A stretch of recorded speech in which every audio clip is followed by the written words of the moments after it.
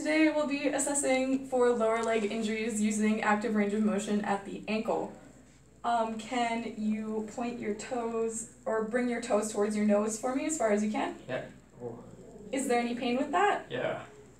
On a scale of 1 to 10, 10 being the worst pain, what would you rate it? A 4?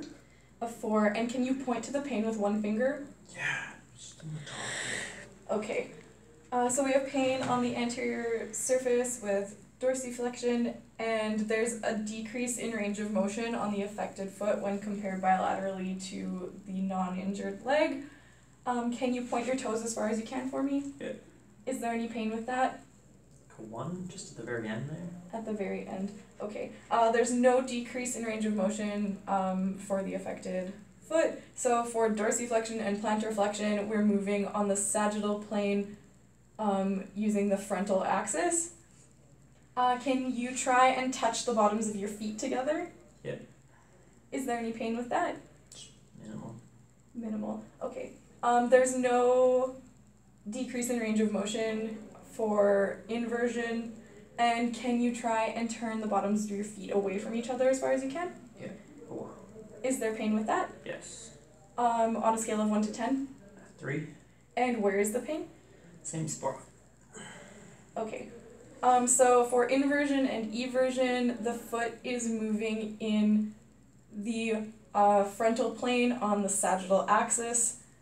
Based on the location of his pain on the anterior surface of the ankle and the fact that it's aggravated with dorsiflexion and eversion, I would think that it's a high ankle or syndesmotic ankle sprain, and because the pain was only a 3 or a 4, I would say that it would be a first-degree sprain. Other things that it could be would be a first-degree sprain of the deltoid ligament because of the pain with eversion, or an ATF sprain because of the very minor pain with plantar flexion. So then we could assess the range of motion further using the goniometer.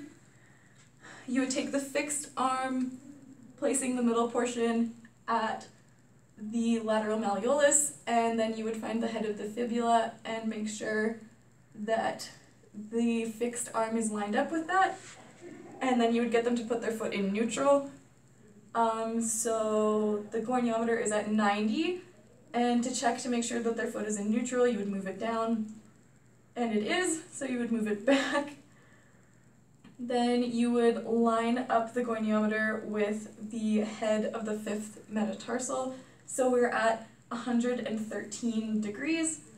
Could you pull your toes towards your nose for me? Now you would line it up again, and we are at 102, so we would have 11 degrees of motion in dorsiflexion, and you can go back to neutral. So we would take the goniometer back to 90, check again to make sure that the foot is in neutral, which it is. Bring it back and point your toes as far as you can for me.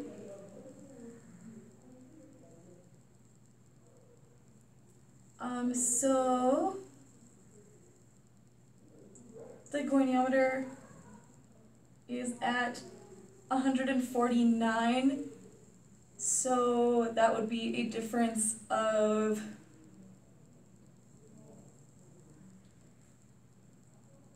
49 and 12, 37 degrees. So he moves into plantar flexion with 37 degrees of movement, and that is how you would test range of motion and active range of motion.